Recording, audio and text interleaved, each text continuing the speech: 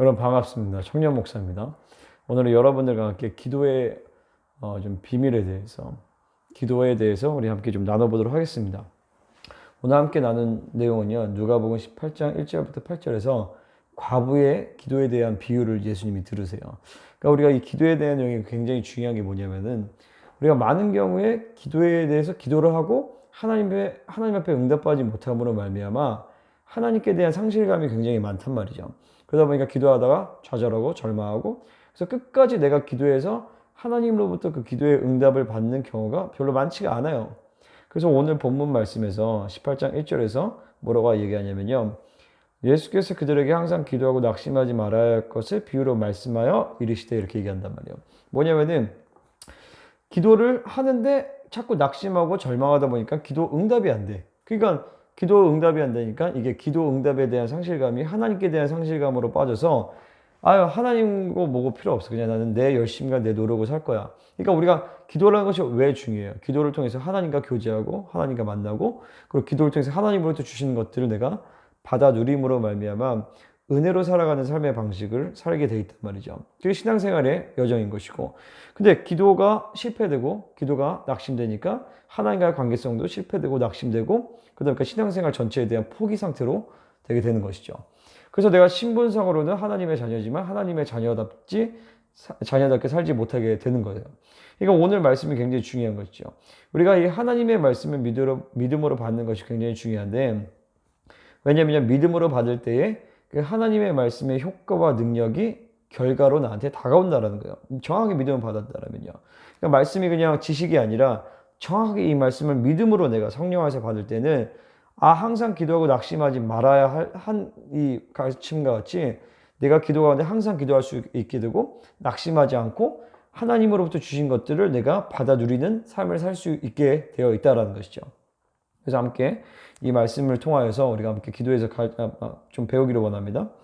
그래서 8절에서 보면 이렇게 얘기가 나와요. 그러나 인자가 올 때 세상에서 믿음을 보겠느냐. 뭐냐면 특별히 이 말세 지말일 때, 지금같이 말세 지말일 때잖아요. 우리가 얼마나 힘들어요. 특별히 올 한 해는 코로나나 여러 가지 이런 사건들로 인하여서 정말 믿음이 없이 하나님을 의지하지 않고는 살기가 굉장히 어려운 시대로 되었고, 그리고 점점점 앞으로 갈수록 그런 시대가 다가오고 있는데, 그래서 하나님은 예수님이 이렇게 얘기하시는 거예요. 세상에서 믿음을 보겠느냐, 인자가 올 때, 그러니까 예수님 다시 오실 때, 말세에 임할 때 정말 이 믿음 있는 자가 있겠느냐. 근데 이렇게 말씀하시는 이유는 뭐예요? 뭐냐면 그 마지막 때에도 정말로 믿음 있는 자, 하나님을 믿음으로 이 과부의 기도를 할 수 있는 그런 강력한 믿음을 하나님 부으실 것이고, 그런 믿음 있는 기도를 할 수 있는 하나님의 남은 자들을 세우신다는 것이죠. 그래서 이 말씀을 듣는 분들은, 이 영상을 보시는 분들은 그걸 아셔요. 1차적으로 하나님이 나에게 뭔가를 콜링하고 계시는구나. 하나님 나에게 이 마지막 때에 정말 강력한 기도를 할 수 있는 기도의 사역자로, 믿음의 사람으로 나를 이끌어가기를 원하시는구나. 그것을 먼저 여러분이 아셨으면 좋겠습니다. 자, 그래서 2절부터 이제 이런 얘기가 나오죠. 어떤 도시에 하나님을 두려워하지 않고 사람을 무시하는 한 재판장이 있는데, 비유로 얘기하는 거예요. 실제로 이런 사람이 있었는지 없었는지는 잘 몰라요. 근데 예수님이 대부분 이렇게 말씀하실 때는 그와 비슷한 사례들이 실제적으로 있었던 거를 이제 회중들은 아는 거예요. 그래서 실제로 실제로 있었든지 아니면 비유인지 그건 모르겠지만, 어쨌든 한 재판장이 있다라는 것이죠. 근데 그 재판장은 두 가지 특징이 있어요. 하나님을 두려워하지 않고 사람을 무시한다. 그게 최악의 재판장인 것이죠. 그러니까 양심으로 하나님께, 살아계신 하나님께 그 양심에 빗대어서 공의대로 재판을 하든지, 아니면은 사람에 대해 인정으로 인해서 내가 공의대로 재판을 해야 되는데, 이 재판장은 최악이에요. 두 가지가 다 없어. 근데 이렇게 얘기하면서 뭐라고 해요? 하물며 너희 하나님께서 이렇게 이제 비유로 얘기를 하시는 것이죠. 3절의 말씀이 굉장히 중요해요. 그 도시에 한 과부가 있어요. 이제 과부가 등장을 하죠. 과부가 있어 자주국에 가서 내 원수에 대한 날마다 표를 줬어 하되, 이렇게 얘기하는데, 이 과부라는 것은 소자예요. 하나님 나라의 소자. 고아와 과부는 하나님을 의지하지 않고 살 수 없는 자들인 것이죠. 그러니까 우리가 영적인 과부가 돼야 되는 거예요. 뭐냐면 우리는 실제로 실제로 과부이든 고아가 아니든 과부가 아니든 관계없이 우리의 영적인 상태는 하나님을 의지하지 않고는 살 수 없는 그 영적인 가난함, 갈망이 있어야지만 하나님께 우리는 기도할 수 있고 그 기도의 응답을 받을 수 있다는 것이 이게 먼저 일차적으로 가장 중요한 것이죠. 그러니까 과부는요 하나님을 의지하지 않고 살 수가 없어요. 근데 마찬가지로 우리 모든 그리스도인뿐만 아니라 모든 사람들은 하나님을 의지하지 않고는 살 수 없도록 하나님이 디자인을 하셨어요. 그게 창조의 본질이란 말이죠.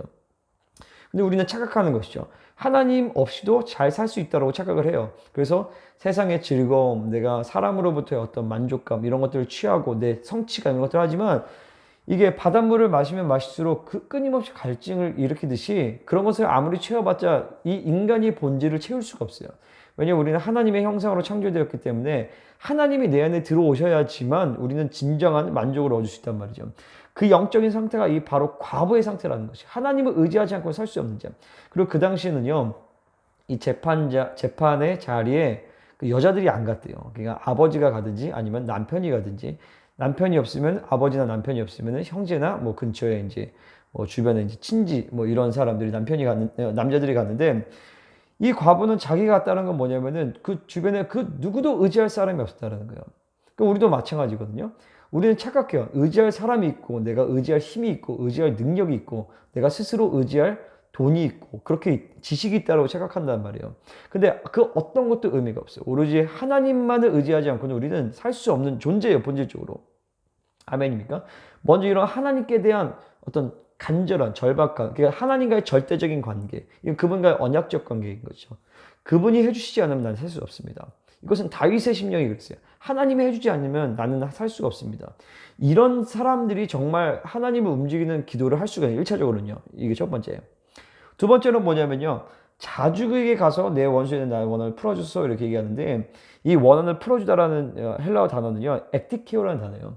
이것을 우리는 한국어 번역에서는 원수에 대한 내가 원한을 풀어서 그러니까 리벤지, 그러니까 뭐죠? 복수해 주십시오. 이런 식으로 이제 번역을 했는데 ESV 성경에서는 do justice라고 번역을 했어요. 뭐냐면은 나에게 정의를 베풀어 주십시오. 그 실제로 이 액티케오라는 단어는 두 가지 뜻이 다 있는데 이 문맥상 그리고 주석가들이 얘기하는 것은 뭐냐면은 재판을 집행하다, 공의를 베풀다라고 번역하는 것이 더 바른 번역이라고 얘기를 해요. 그러니까 그게 맞아요.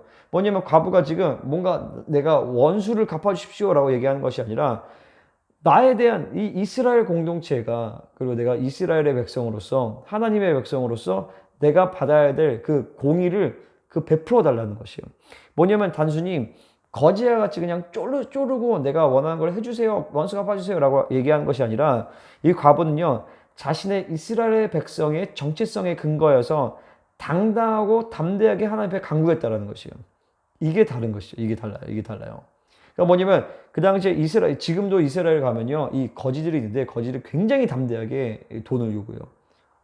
막 돈을 달라고 이렇게 하고 굉장히 당당하단 말이죠. 왜냐면 그들은 이 이 뭐냐면 이 공의의 법이에요. 법. 그래서 과부나 고아 이게 어려운 사람들을 도우면서 그들도 선행을 베푼다.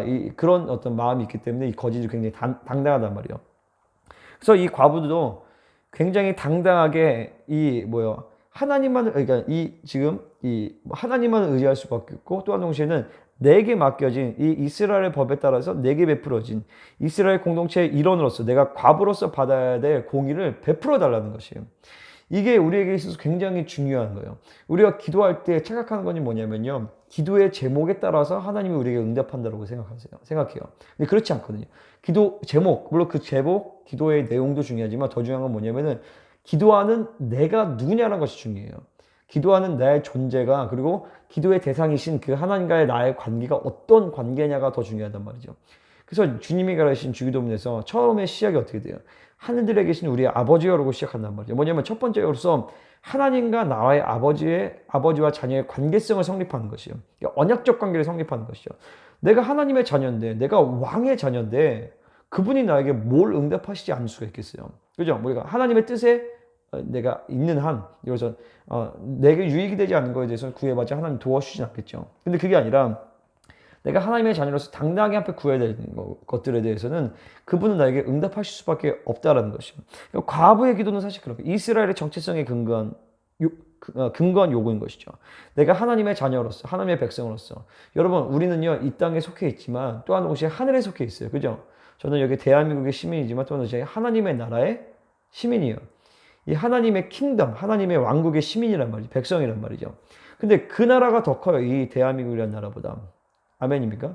그 나라가 이 나라를 지배하고 있어요. 근데 그 나라에서 나의 신분이 어떠냐? 그냥 단순한 백성이 아니에요. 나는 그 나라의 왕의 자녀란 말이에요. 그 나라의 왕의 왕자예요. 왕자란 말이에요. 왕자라고 왕.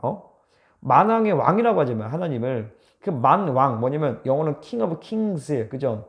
그 킹스가 누구겠어요? 천사들을 얘기하는 거겠어요? 아니요. 바로 왕 같은 제사장인 하나님의 이 교회를 얘기한단 말이죠.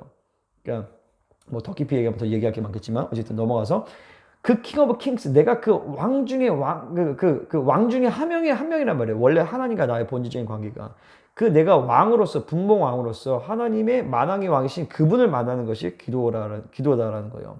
그러니까 이거를 할 때 우리의 기도가 굉장히 담대해지고 정체성의 근거에서 기도할 수가 있게 돼요. 과부의 기도는 그런 것이에요. 자, 그래서 또 뭐라고 하냐면 자주 그에게 갔다라고요. 그 자주 그분 앞에 나아갔다라는 것이요. 그러니까 과부는 이 믿음이 있어요. 첫 번째로는 뭐냐면 나는 이 재판장이 나를 위해서 이 공의를 베풀어주지 않으면 나는 살 수가 없다. 이 첫 번째. 두 번째로는 뭐냐면요. 반드시 내가 이 하나님의 나라의 법, 이스라엘 법과 나의 이 존재와 이런 것들을 봤을 때는 반드시 나의 기도는 응답될 수밖에 없다라는 분명한 믿음이 있었기 때문에 자주 그에게 나아갈 수 있었다라는 것입니다. 그러니까 이런 믿음이 있으면 자주 하나님 앞에 나아갈 수 있다는 것이죠. 하나님께 계속 나아가서 하나님 앞에 요구했어요. 물론 여기서 하나님의 의에 대한 얘기를 할 필요가 있어요. 그거는 제가 다른 영상에서 나중에 더 뭐 얘기할 수 있었으면 좋겠는데 하나님의 의, 내가 하나님의 의롭다 하심을 받고 내가 하나님과 관계의 그 자녀됨의 관계성 이것을 갖고 하나님 앞에 보좌 앞으로 날마다 담대하게 나아갈 수 있다는 것이에요. 그럴 때 반드시 그분이 하실 것을 믿기 때문에 우리는 자주 그에게 가서 기도할 수 있다는 것이죠.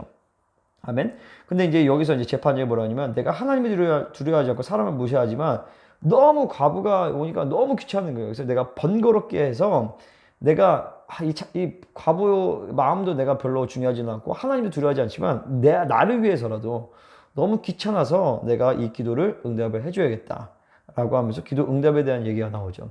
근데 중요한 것은 하물며 하나님께서 하물며 하나님은 우리가 나아가는 것도 귀찮아하지 않으세요.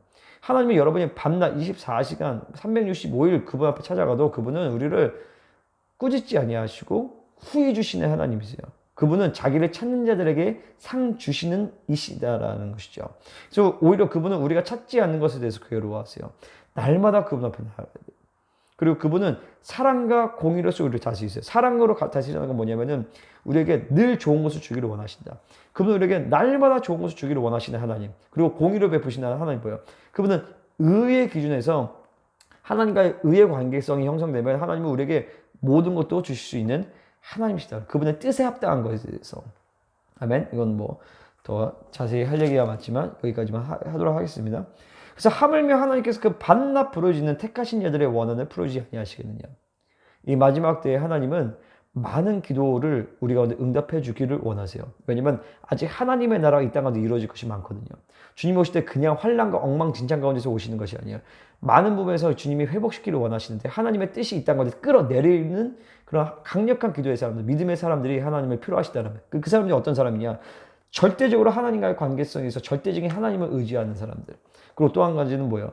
하나님과의 관계성에서 나의 정체성과 이 분명한 이 하나님의 자녀의 존귀를 가지고 하나님 앞에 담대하게 구할 수 있는 그런 강력한 기도의 사람들. 그런 사람은 날마다 담대하게 하나님 앞에 나아가서 그분을 귀찮게 하는 거예요. 계속 그분과 동역할 때 하나님이 그런 사람들에서 이 시대 가운데 예비되어진 강력한 기도의 능력들, 그런 많은 기도 응답들을 그런 사람들 통해서 우리한테 부어주기를 원하신다는 것입니다. 아멘. 이 말씀을 함께 들으시는 우리 모든 이 구독자분들, 시청자분들이 그 기도 가운데 헌신되기를 원하고 그 기도 가운데 나아가기를 원합니다. 하나님 이 시간에 우리 가운데 그 기도의 능력과 기도의 영성을 우리한테 부어주시옵소서. 그리고 하나님, 그래서 이 마지막 때 믿음 있는 자 보겠냐는데 정말 우리가 그 믿음 있는 자 되기를 원합니다.